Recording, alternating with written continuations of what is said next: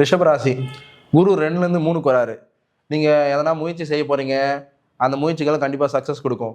உங்கள் சகோதரர்கிட்ட இது வரைக்கும் நான் இருந்த எதனா சின்ன சின்ன பிரச்சனைகள், அப்புறம் அந்த மனஸ்தாபம் அதெல்லாம் சரியாக போயிடும். புதுசாக ஒரு விஷயத்தை செய்ய போகிறீங்க அப்படின்னா சக்ஸஸ் கொடுக்கும்.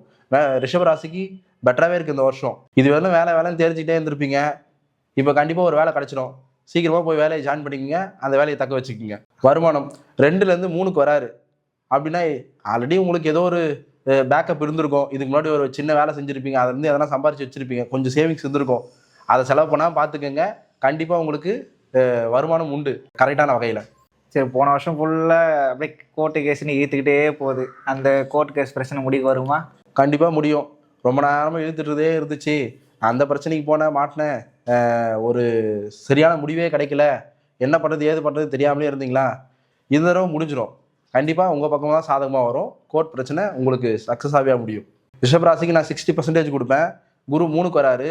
ஸோ அதனால் 60% கொடுப்பேன். உங்களுடைய முயற்சிகள், உங்களுடைய சகோதர உறவுகள் இதெல்லாம் கொஞ்சம் மேம்படும்.